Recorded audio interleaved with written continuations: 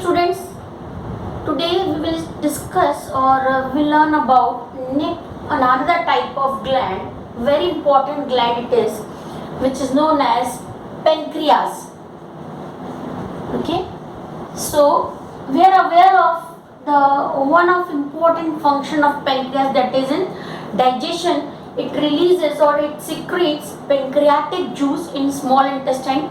With the help of pancreatic juice, protein and other carbohydrates are digested well. Okay, so now what is the role of pancreas in endocrine system? So let's study in detail about this. First of all, pancreas present in below abdomen region, below stomach, gland like structure it is. So because it has two types of function. One is like exocrine gland, means एक ये जो secretion है वो अपना exocrine की तरह, और दूसरा जो अभी हम पढ़ेंगे एंडोक्राइन की तरह करता है. मींस एक्सोक्राइन मतलब क्या, जो ग्लैंड तो है ही है, अगर अपना secretion with the help of duct है ना, यहाँ पर इन द डक्ट है ना, वो अपना जो सिक्रीशन है वो थ्रू डक्ट करते हैं. बट ये जो एंडोक्राइन जो इसका पार्ट है, जो इसका एंडोक्राइन की तरह फंक्शन करेगा, वो डायरेक्टली जो अपना इसके जो हार्मोन है वो डायरेक्टली किसमें सीक्रेट होंगे, इन ब्लड में सीक्रेट होंगे. Because pancreas works as exocrine as well as endocrine gland, it is known as mixed gland. ठीक है, तो बहुत इंपॉर्टेंट ऑर्गन है हमारी बॉडी का कि दोनों तरह से काम कर रहा है. डाइजेशन में एक्सोक्राइन की तरह काम कर रहा है और कंट्रोल एंड कोऑर्डिनेशन में एंडोक्राइन की तरह वर्क कर रहा है. तो जहाँ पर एक्सोक्राइन की तरह वर्क करता है, वहाँ जो इसका सीक्रेशन होता है वो क्या है, पेंक्रियाटिक जूस. ठीक है, और यहाँ पर एंडोक्राइन की तरह वर्क कर रहा है, तो जो इसका सीक्रेशन है वो है स्पेशल टाइप के हॉर्मोन्स, जिसमें जो नेम आता है वो आता है इंसुलिन. ठीक है, we all are aware of the word insulin, है ना. हमने मेडिसिन टर्म में भी सुना है इंसुलिन क्या होता है. ये हमको एक डिजीज है डायबिटीज, बहुत सभी को पता है आजकल डायबिटीज क्या है, उससे रिलेटेड यहाँ पर हमने इसका मेडिसिनल यूज पढ़ा है, या हम जानते हैं थोड़ा सा कि इंसुलिन क्या होता है. But it is the natural hormone inside our body which is secreted by pancreas. ठीक है, तो दोनों हम जब इसके ऊपर क्वेश्चन आता है तो दोनों में आपको यही लिखने का है कि एक्सोक्राइन ग्लैंड है एंड एंडोक्राइन ग्लैंड है, works as endocrine as well as exocrine. When it is as exocrine gland, it secrete pancreatic juice, whereas different types of enzymes are present for nutrition or for digestion of various nutrients. On another side, it works as endocrine gland where it secrete hormone like insulin which maintain blood sugar level. तो वहाँ पर pancreatic juice का function हमको पता चल गया, उसमें जो एंजाइम प्रेजेंट होते हैं है ना, वहाँ पर वो हमने किया. तो अब यहाँ पर जो हार्मोन है इसका इंसुलिन, उसका क्या फंक्शन है. ठीक है, सो इंसुलिन इज एन हार्मोन. इस पे जो सेल्स, वैसे तो हमारी बुक में नहीं है, लेकिन पेंक्रियास के अंदर दो टाइप के हार्मोन प्रेजेंट होते हैं. एक इंसुलिन और दूसरा होता है ग्लूकेगॉन. ठीक है, ये हमारी बुक में नहीं है, इसलिए मैं अभी यहाँ पर इसका डिस्क्रिप्शन मेंशन नहीं कर सकती, कंफ्यूज हो जाओगे आप. अदरवाइज एक शुगर लेवल को बैलेंस करने के लिए दोनों हार्मोन का रोल होता है कि दोनों हार्मोन जो होते हैं वो ब्लड शुगर लेवल को मेंटेन करते हैं. तो अगर एक लाइन में इंसुलिन का फंक्शन लिखना है तो इट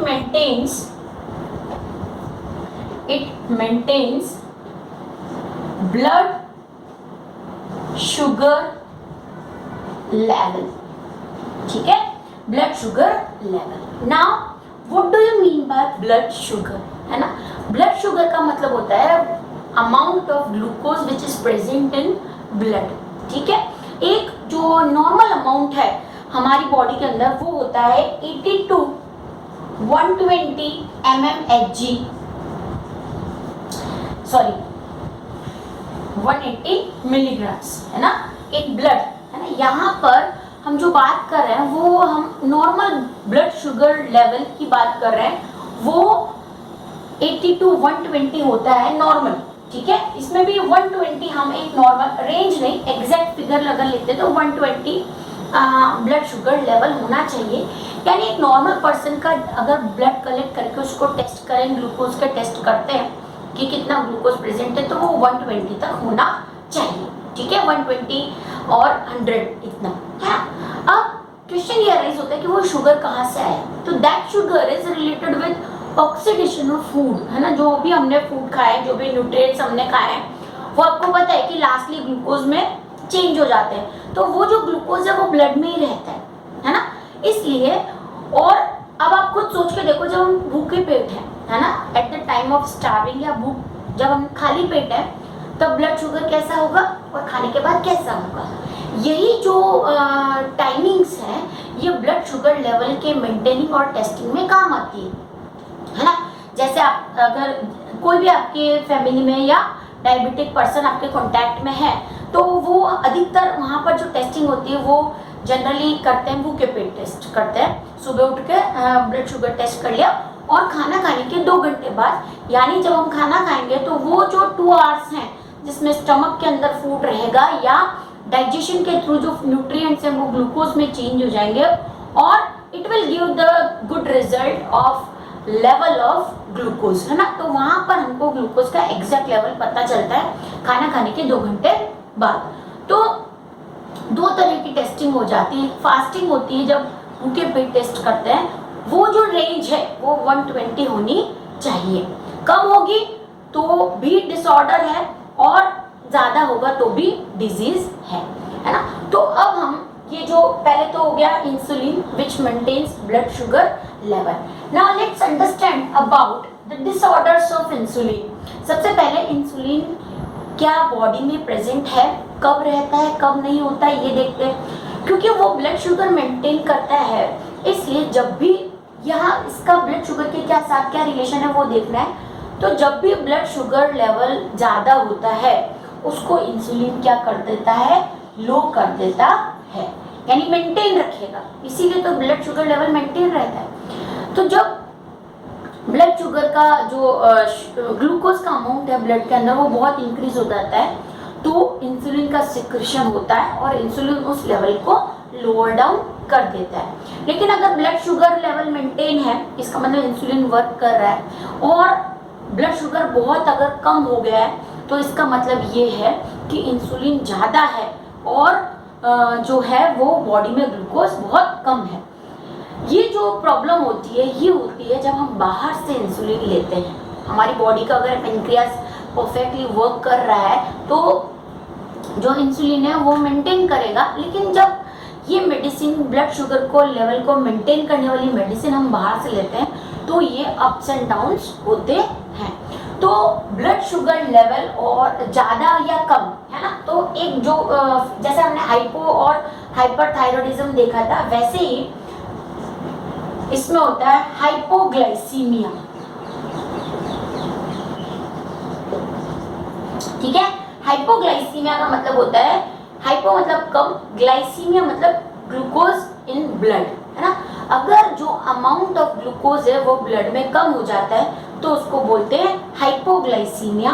और दूसरा होगा हाइपरग्लाइसीमिया।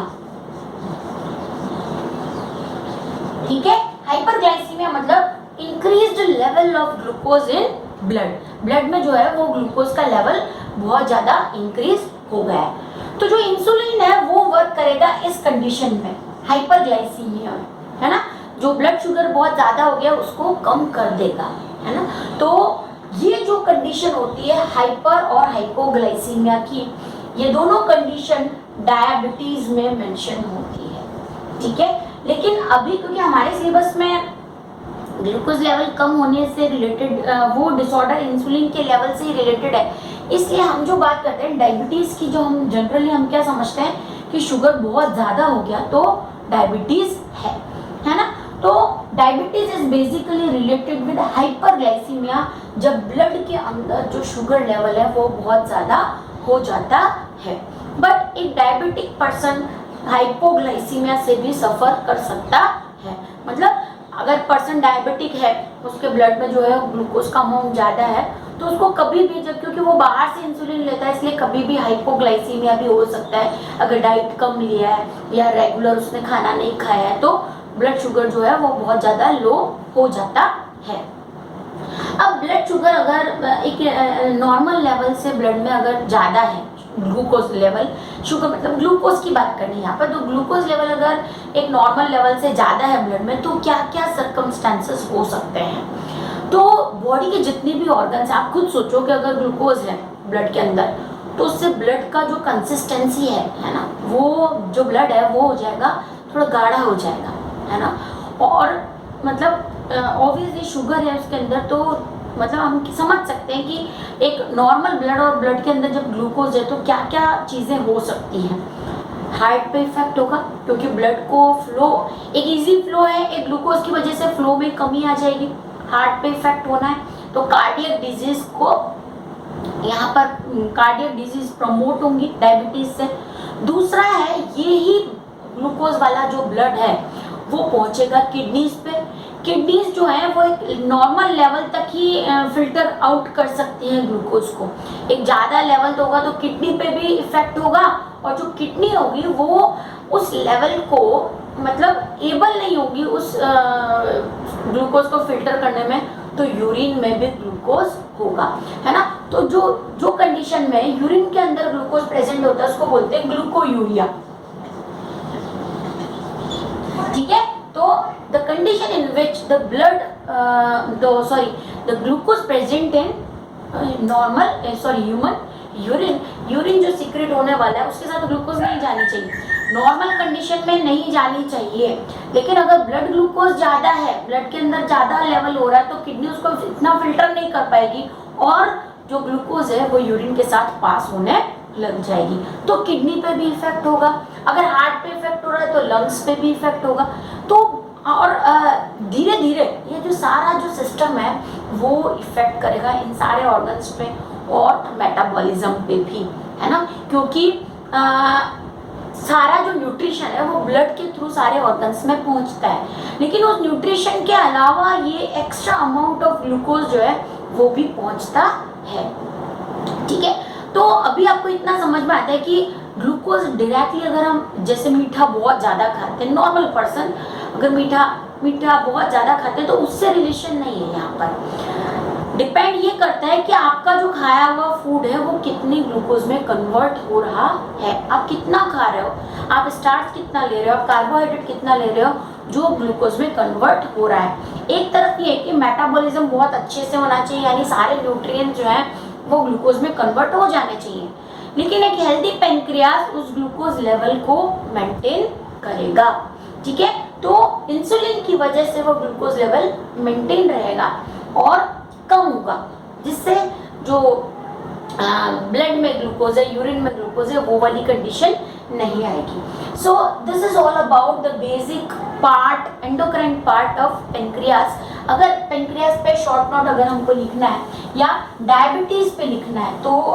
डायबिटीज के लिए हम, diabetes is basically increased blood sugar level condition in a patient, है ना। इंक्रीज ब्लड शुगर लेवल है, और जो पर्सन को डायबिटीज, जिस पर्सन को डायबिटीज होती है उसको बहुत सारी और भी प्रॉब्लम्स होती हैं, जैसे पॉलीयूरिया, बहुत ज़्यादा यूरिन पास करने की प्रॉब्लम, फिर क्योंकि ये ना जो सारा जो फूड है वो मतलब ग्लूकोज बहुत ज़्यादा है बॉडी के अंदर, तो कभी भी आप मतलब ट्राई भी कर सकते हो कुछ मीठा अगर बहुत ज़्यादा खाते हैं तो प्यास बहुत लगती है। तो डायबिटीज़ में भी ऐसे होता है, जो पर्सन होता है उसको थर्स्ट बहुत ज़्यादा फील होती है ना, फिर भूख भी बहुत ज़्यादा लग रही है। क्यों? क्योंकि जो सारा फूड है वो ग्लूकोज में कन्वर्ट होता जा रहा है, तो आप स्टोर्ड फूड नहीं है ना, तो स्टारवेशन है, पॉलीयूरिया है ना, इस टाइप की जो है वो प्रॉब्लम्स रहती हैं। और नॉर्मल लेवल में अगर ग्लूकोज जो है वो बॉडी के सारे पार्ट्स में पहुंच रहा है एक नॉर्मल लेवल से ज़्यादा, तो वो सारे ऑर्गन्स को भी इफेक्ट करता है। तो रिलेटेड डिजीज इसका जो है वो दूसरा एक साइड इफेक्ट है। दूसरी जो रिलेटेड डिजीज है, मतलब हमने सोचा कि सिर्फ ग्लूकोज लेवल ही तो ज़्यादा हो रहा है, लेकिन हम ये नहीं देख रहे हैं कि वो जो ग्लूकोज लेवल है वो ब्लड में ज़्यादा हो रहा है, और ब्लड जो है वो कितने कितने लेवल तक सभी ऑर्गन को इफेक्ट करेगा। ठीक है, तो pancreas function as a mixed gland, है ना, या write note on pancreas as a mixed gland, तो इसमें डाइजेस्टिव सिस्टम का लिखने का है।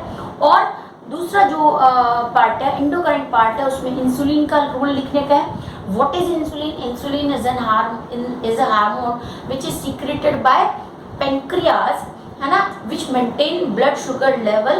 In case of hyperglycemia, where blood sugar level increases, the level of insulin is also increased. That increased amount of insulin reduces the blood sugar level. ठीक है, तो hyperglycaemia को वो कंट्रोल कर देगा। फिर नॉर्मल रेंज आप लिखोगे, the normal range of normal range of glucose in blood is 120 mg, है ना, इतना इसका है नॉर्मल होना चाहिए। तो in both cases where the person is fasting और after taking food, the level of glucose in blood will change, है ना। ऑब्वियसली जब आप खाना नहीं खाया है तब भी आपका ग्लूकोज का अमाउंट अलग होगा, और खाना खाने के बाद भी ग्लूकोज का अमाउंट अलग होगा। So diabetes leads to another diseases which are related with heart and kidney, commonly hypertension, है ना। हाइपरटेंशन क्यों हो जाएगा? क्योंकि ग्लूकोज ज़्यादा होने की वजह से आर्टरीज पे जो ब्लड है उसका प्रेशर बढ़ जाएगा। ब्लड जितना पहले फास्ट फ्लो होता था अभी इतना नहीं हो पाएगा, क्योंकि ग्लूकोज की कंसंट्रेशन उसमें प्रेजेंट है। ठीक है, तो the term which are important to write in pancreas are insulin, hyperglycemia, blood sugar level maintain। ठीक है, तो ये हो गया पेनक्रियास। इंपॉर्टेंट है बहुत, अगर डाइजेस्टिव सिस्टम में आता है तो जैसे सिर्फ ओनली अबाउट पेनक्रियास आता है तो आपको दोनों लिखने पड़ेंगे। अगर ऐसा आता है कि write the role of pancreas in digestive system, तो तब तो हो ही जाता है क्वेश्चन कि आपको डाइजेस्टिव सिस्टम में पेनक्रियाटिक जूस और उसमें मिलने वाले एंजाइम्स के बारे में लिखना है, which is secreted in small intestine with through pancreatic duct. ठीक है, but when pancreas works as ductless gland और endocrine gland, the role of insulin in pancreas is important. तो हार्मोन सीक्रेट कर रहे हैं, एंजाइम सीक्रेट कर रहे हैं, मेंशन किया हुआ है कि एज एंडोक्राइन मेंशन करना है, तो एंडोक्राइन में इंसुलिन और सारी डिटेल्स लिख देंगे जो मैंने पॉइंट्स अभी बताए। बुक में 2 और 3 पॉइंट्स दिए हुए हैं, और अगर डाइजेस्टिव सिस्टम में पूछा है तो डाइजेस्टिव सिस्टम लिखा है। ठीक है, तो ये हो गया pancreas. Now the next gland which is important is adrenal gland.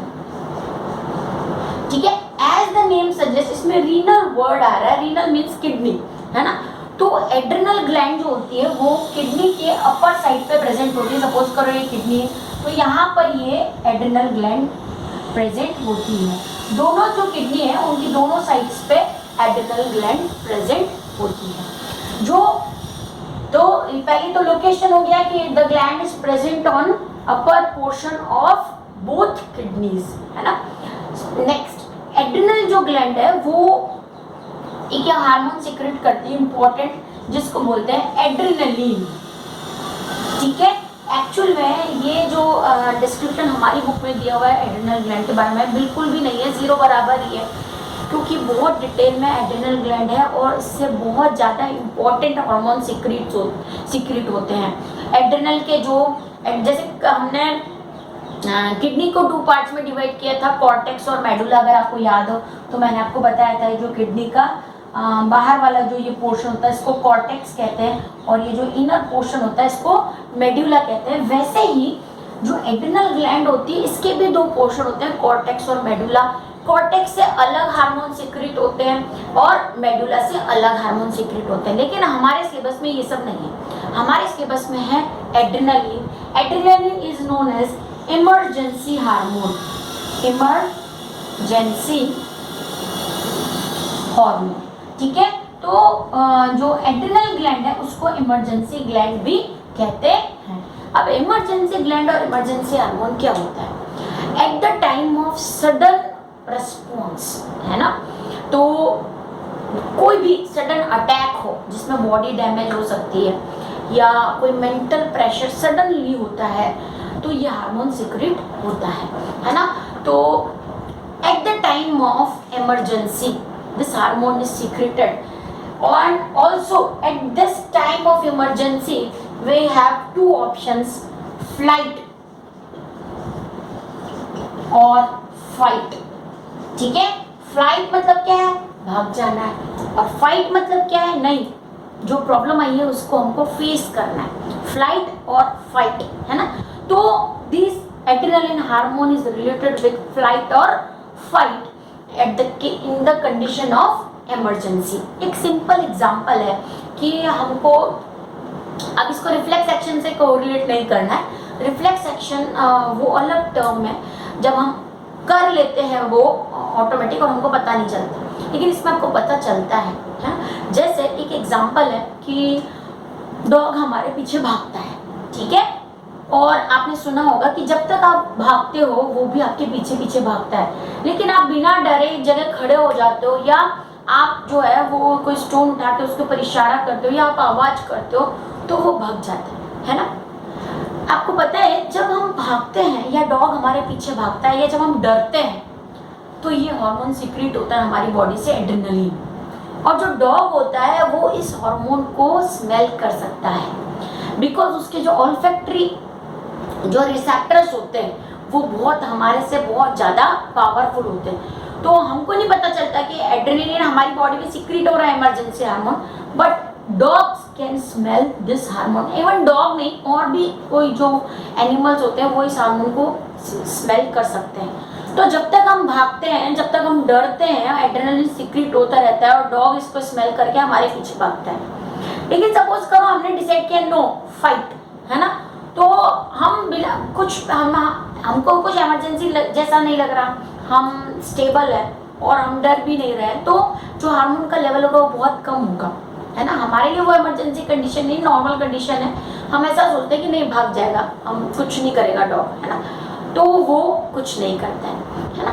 तो एड्रेनल के बारे में यही है कि this is an emergency gland which secrete hormone adrenaline in the emergency condition when we decide about fight और flight, this hormone help us, है ना। इतना सही है। कहाँ प्रेजेंट होती है, तो किडनी के दोनों किडनीज के ऊपर साइड पे ये प्रेजेंट होती है।